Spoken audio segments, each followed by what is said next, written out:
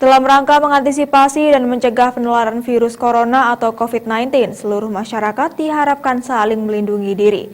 Salah satunya dengan cara meminimalisir kontak atau hubungan langsung dengan orang lain, seperti berjabat tangan langsung atau mendatangi tempat keramaian. Terima kasih. Wali Kota Surabaya Tri Risma hari ini mengatakan bahwa saat ini protokol kehidupan sehari-hari sangatlah berbeda dengan sebelumnya. Baik kehidupan yang mendasar di lingkungan keluarga, tempat kerja hingga fasilitas umum. Hal ini sebagai upaya untuk mengantisipasi persebaran virus corona atau COVID-19 lebih luas di tengah masyarakat. Ada perubahan hidup yang mendasar sekali. Yang mendasar sekali menurut saya yang kita semua tidak perlu saling tersinggung, tidak perlu saling tidak perlu marah. Kalau misalkan kemudian ada seseorang, apalagi yang ada dia punya sakit, misalkan kehilangan imunitas segala macam, itu kemudian dia menjauh dan sebagainya, kita tidak perlu tersinggung. Kemudian kalau ada orang tidak mau berjabatan tangan, kita nggak perlu tersinggung. Kemudian kalaupun toh orang dia misalkan di tempat ibadah, misalkan di masjid,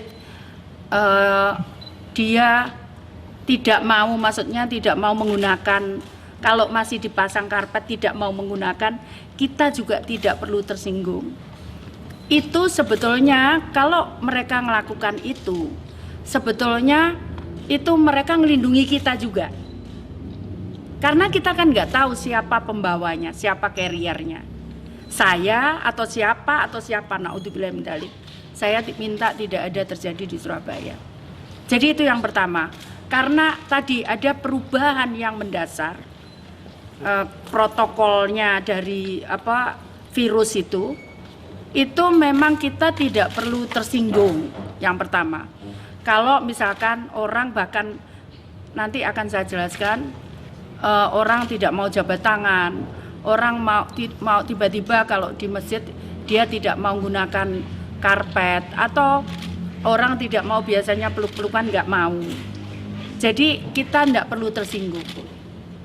Ya, sebetulnya kalau mereka melakukan itu, sebetulnya mereka juga melindungi kita, saling melindungi sebetulnya. Yang kedua, yang perubahan hidup yang kita harus selalu bersih.